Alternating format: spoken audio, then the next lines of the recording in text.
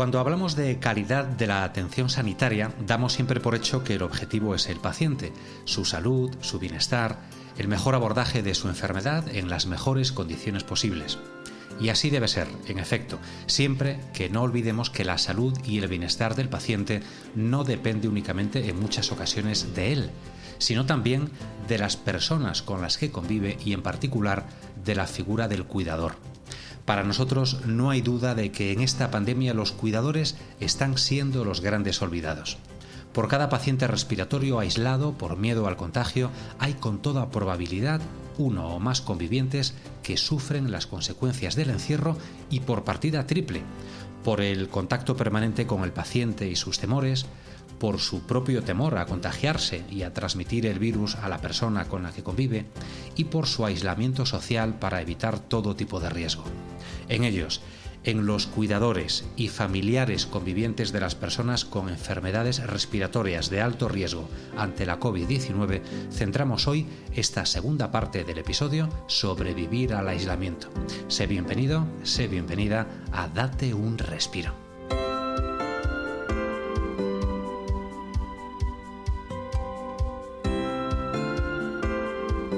Aquí comienza Date un Respiro, el podcast de salud respiratoria de FENAER.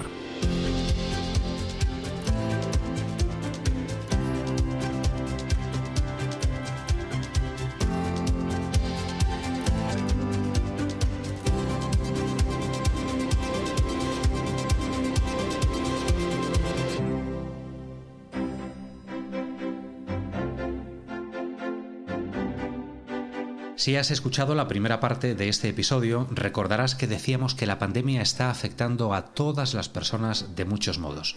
Hemos ya recogido testimonios de personas con enfermedades respiratorias que viven a solas su encierro, algunas sin ayuda de ningún tipo, otras con soporte desde el exterior, otras trabajando desde casa, aisladas en pisos en grandes ciudades o en casas del entorno rural.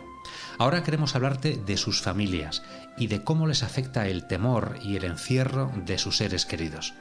En los próximos minutos escucharemos a jóvenes, pacientes y cuidadores y charlaremos de nuevo con David González Gerpe, psicólogo asesor de FENAER, para que nos ayude a sobrellevar algunas de las preocupaciones que se nos han generado tras un largo año de pandemia.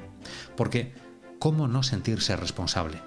¿No sois vosotros, los familiares, los que salís a la compra o a los recados, a trabajar?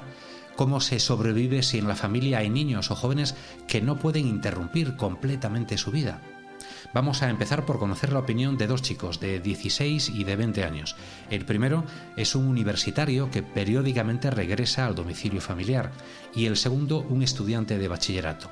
Ambos tienen en casa a un paciente respiratorio de muy alto riesgo ante la COVID-19. Me siento muy responsable, la verdad. Considero que todos tenemos el deber de pensar las cosas dos veces antes de poner en riesgo la vida de una persona. Miedo no, pero sí que si estoy en alguna situación, en algún sitio complicado, pues sí que entra algo de angustia, pero no me preocupa porque tomo las precauciones y bueno, al fin y al cabo, con las precauciones adecuadas es muy difícil que pase algo. Yo no entro en una casa de una persona de riesgo si no es completamente necesario o si no es mi propia casa, la de mis padres, sin una prueba por delante. Además me preparo antes de ir, la verdad. Estoy varios días sin tener ningún contacto, pues con la mínima gente posible. Me hago una prueba antes de ir y luego allí cumplo confinamiento los días que sea necesario.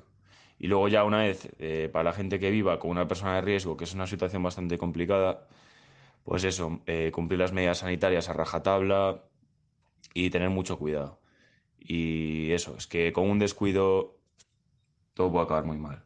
Lo que más echo de menos de antes de la pandemia es no poder salir de casa, las restricciones y, bueno, no poder visitar a familiares, comidas familiares, no poder estar con amigos. Vamos, estar encerrado, básicamente, por protección, por precaución, que es necesario, ¿no? Eran Francisco y Pablo, dos chavales que demuestran una conciencia especial, claramente preocupados por lo que podría implicar un contagio. Y la verdad, en esta pandemia se ha culpado tantísimo a los jóvenes por su falta de responsabilidad que, antes de avanzar, queremos que escuches de nuevo a Pablo, lo que te dice sobre cómo ve la actitud de los más jóvenes ante el coronavirus. Adelante, Pablo. La gente de mi edad, la mayoría sí que hace esfuerzos para no contagiarse. Porque bueno, muchos también tienen gente de riesgo en casa, por lo que sea, y sí, a mi edad, bueno, 16, 17, 18, pues sí que hay que saber llevar la situación, y sí, aunque haya alguna excepción, pues la mayoría, bueno, es un tema serio, entonces pues la mayoría cumplen, sí. Fran y Pablo tienen ya una cierta edad, comprenden lo que hay y son muy conscientes de los riesgos. Pero, ¿qué sucede cuando se trata de niños más pequeños, sin ese dominio del entorno? En España, las autoridades educativas insisten en que los niños en edad escolar deben ir al colegio, sea cual sea la situación en casa, algo que ha generado polémica desde el regreso a las aulas tras el confinamiento. Si bien es cierto que el número de niños con COVID grave se cuenta pues casi con los dedos de las manos, la posibilidad de que se contagien y lo transmitan en casa está siempre muy presente. Cuando personas de mucho riesgo ante el coronavirus conviven con niños pequeños que a su vez tampoco están completamente libres del riesgo, tomar decisiones resulta muy pero que muy difícil. Escucha ahora lo que Marta nos cuenta sobre esto. Me llamo Marta, tengo 46 años y en un mes hará un año que estoy confinada en mi casa con mi hija y con mi marido. La niña y yo es un encierro prácticamente continuo, ya que ella además está estudiando de manera domiciliaria, por lo que no acude de manera presencial al colegio, porque además ella también es de riesgo. Yo soy enfermo crónico respiratorio, pero ella también es vulnerable. El único que sale de casa es mi marido a trabajar y bueno, extremando al máximo pues los cuidados. Tiene que quitarse la ropa completamente antes de entrar en casa, ducharse. Solemos hacer compra online y bueno, pues tardamos más de una hora en limpiar todo lo que venga y colocarlo. Y por ejemplo, bueno, pues hace más de un año que no veo a mi madre. A mi hijo mayor desde marzo lo he visto 2 veces de manera presencial y siempre con distancia y mascarillas. Y bueno, cierre total a lo que es socializar de la manera que teníamos antes, a pesar de bueno, ser una persona joven, pues ahora mismo pues es lo que toca, a la espera de vacuna o a la espera de que esto se vaya normalizando. Estás escuchando Date un Respiro, el podcast de salud respiratoria de FENAER.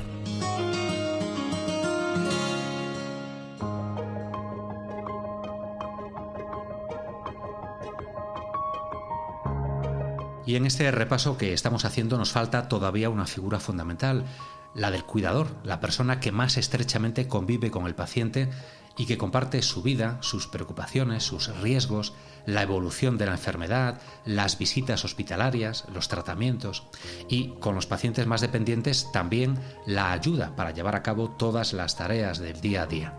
Se sabe que en un elevado porcentaje es el cónyuge el que ejerce de cuidador y, en casos, también algún hijo o hija.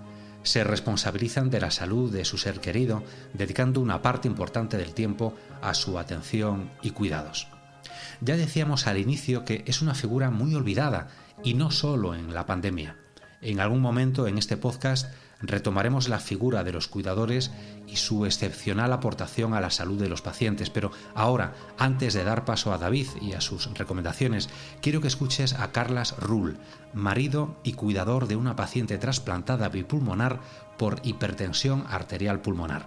Y ya te avanzo que su palabra es resiliencia, esa capacidad para afrontar la adversidad. mi vivencia como cuidador de una persona trasplantada de los 2 pulmones, por lo tanto inmunodeprimida, pues ha pasado por varias etapas. Y principalmente cuando mi trabajo, pues contacto con mucha gente, ¿no? Inicialmente lo viví con mucho miedo. Incluso pues decidimos de que mi mujer se fuera a vivir casa de sus padres, porque claro, al principio estábamos un poco, pues eso, pues con miedo, ¿no? Pero luego, poco a poco decidimos pues que no tenía sentido esto y pues intentamos aplicar el sentido común, ¿no? Y pues nunca hemos dejado de hacer cosas. Siempre con sentido común, ¿no? Siempre con la distancia, con la mascarilla, bueno, aplicando la resiliencia, ¿no? La palabra que está tanto de moda ahora. Y por último, pues ahora en los últimos días, bueno, hace una semana que mi mujer se vacunó y bueno, claro, ahora todo esto es como que vemos un poco más, lo vimos como un poco más tranquilos, ¿no?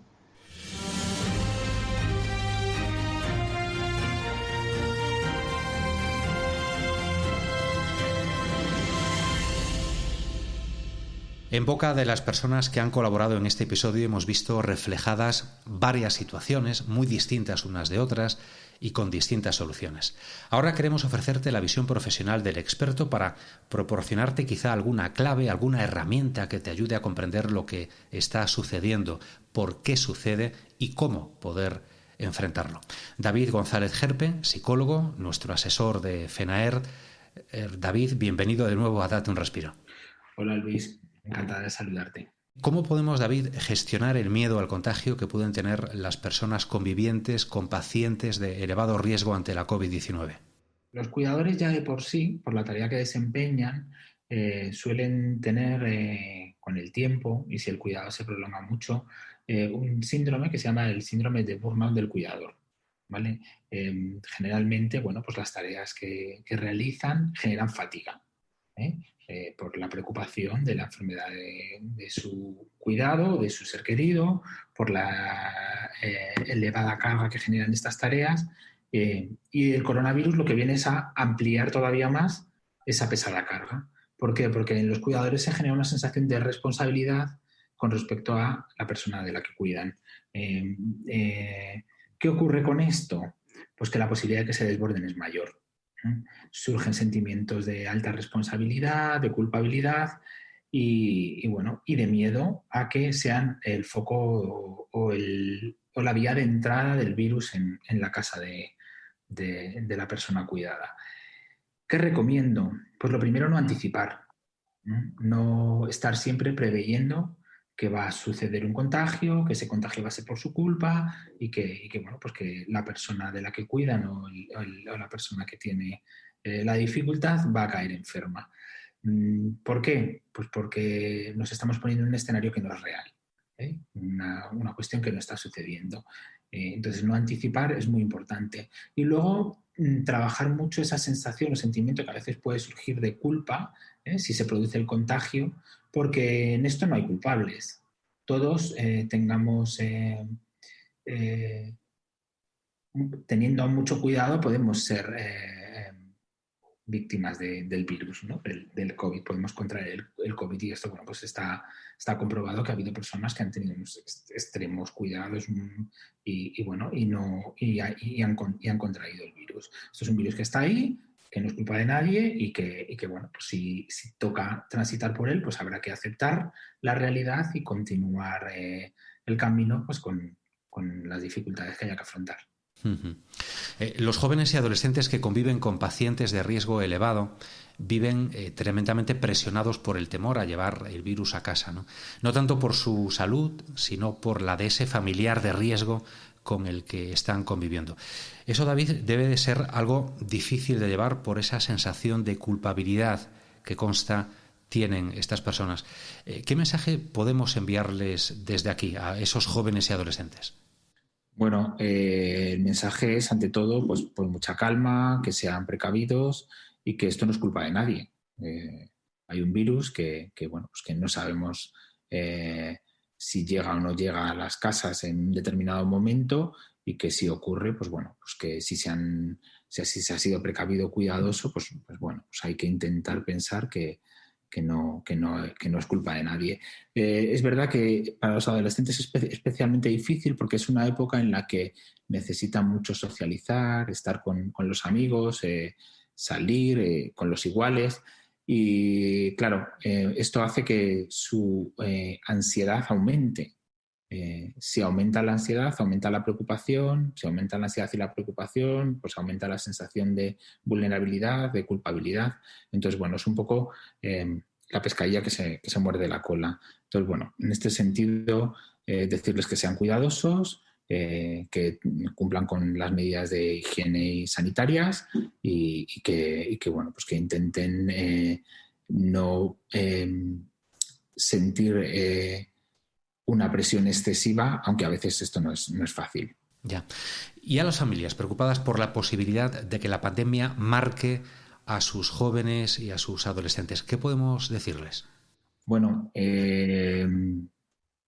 los adolescentes y jóvenes, pues como todos, claro, sí, van a estar marcados por la pandemia, desde luego, por lo que hablábamos, la ansiedad va a aumentar, la preocupación, la falta de socialización, el cambio de rutinas, el cambio de actividades. Muchas actividades presenciales se han dejado de realizar, otras online tienen unas maneras diferentes de desarrollarse.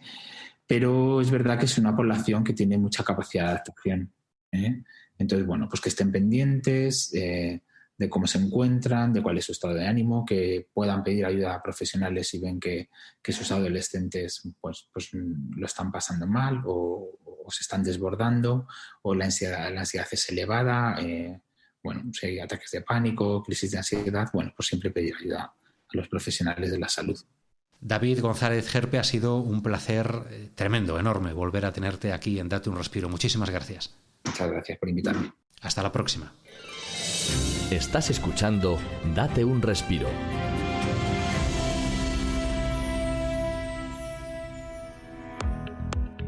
Con las recomendaciones de David, yo ya te dejo de momento, o mejor dicho, te dejo con Gracia y su particularísima visión del mundo respiratorio. Recuerda tu cita semanal con Date un Respiro. Regresamos el próximo miércoles. Hasta entonces, un saludo de parte de todo el equipo, de nuestro realizador Miguel Ángel Rodríguez de los Santos y de Olga González, de Martiño Suárez y de Elena Goyanes. Te ha hablado Luis Fraga y te espero también la próxima semana. Gracias por tu escucha y adelante, Gracia, cuando quieras.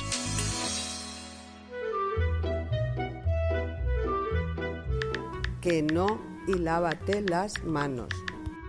Ay, ya estoy contigo, ya, ¿eh? Que es que estaba discutiendo con mi hijo. Que oye, por cierto, esto de las tecnologías es una maravilla, ¿eh? Cuando tienes que estar separado de los tuyos, pues oye, el WhatsApp, las videoconferencias y eso ayudan un montón. Te permite sentirlos cerca, como ahora, que estaba discutiendo con mi hijo como si lo tuviera aquí mismo en mi habitación y sin embargo él está en la suya, 2 puertas más allá, baño por medio. Es que resulta que ha habido varios positivos en su instituto y también en el trabajo de mi marido. Y claro, pensando en lo mío, pues en la casa hemos activado el protocolo de protección máxima. Yo hago vida en mi cuarto y nos vemos lo justo. Y por supuesto, el chico de casa al instituto y del instituto a casa es lo que hay. Y lo lleva regulinchi. A ver, que también hay que entenderlo, ¿eh? Que los que conviven con los que tenemos una enfermedad respiratoria también sufren las consecuencias del miedo al contagio. Imagínate, un chaval de 16 años prácticamente encerrado en casa. Que sí, que hay mucho chico irresponsable, pero la mayoría tienen la cabeza bien amueblada. Ay, espera, que no sé qué me dice ahora. Otra vez, ya me las he lavado, que me lavo más las manos que el Herodes ese. ¿Pero cómo Herodes? ¿Pero este niño qué clase de muebles tiene en la cabeza? Querrás decir Pilatos, inculto. Y el caso es que el chico al final acepta encantado las restricciones porque sabe que para su madre el riesgo es muy grande. Bueno, igual encantado no es la palabra. De cuando en cuando, en algunos momentos, a veces, pues protesta. A ver qué quiere ahora. ¿Qué pasa? ¿Que el Herodes no se lavaba las manos? En esta casa y contigo me gustaría verlo. ¡Puaj! Todo el día. protesta todo el día, que si se aburre, que si quiere salir con sus amigos. Bueno, la otra tardía fue el colmo. Se asoma de repente a mi cuarto, sí, de repente, que este hijo mío es un poco idiopático, nunca sabes muy bien por qué aparece ni de dónde viene. El caso es que abre la puerta y me suelta que tiene muchas ganas de ir a una fiesta. Toma, y yo tengo muchas ganas de irme de vacaciones a Torrevieja, como el año pasado. No es que el año pasado me fuera de vacaciones a Torrevieja, quiero decir que el año pasado también tenía muchas ganas. Que es una edad muy mala para este cambio de vida, las cosas como son. Que de la noche a la mañana hemos pasado del no vayas por calles solitarias al tú vete por donde no haya gente, del no te juntes con personas negativas al aléjate de los positivos, del cámbiate de calzoncillo al cámbiate la mascarilla, por Dios. Que la mayor distracción que tiene el pobre es desinfectar a su padre cuando llega de trabajar, que lo rocía de hidroalcohol a pistola y mira, hace unas risas. Bueno, eso y bajar al súper con cualquier excusa. Que se ha hecho amigo del cajero, dice, que es persona muy sabia, dice. Como si no supiéramos que el cajero tiene 20 años, se llama Maripili y está de muy buen ver. En fin, que, a ver, mamá, voy a bajar a comprar alpiste para pájaros que no hay. Vale, claro que no hay, es que no tenemos pájaros. Pero Angelito, ¿no? Habrá que dejarle al chiquillo que se airee un rato.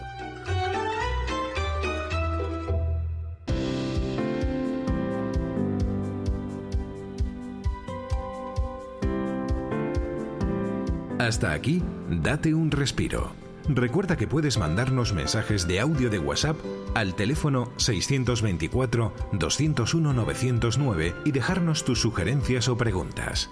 Date un respiro, el podcast de salud respiratoria de FENAER.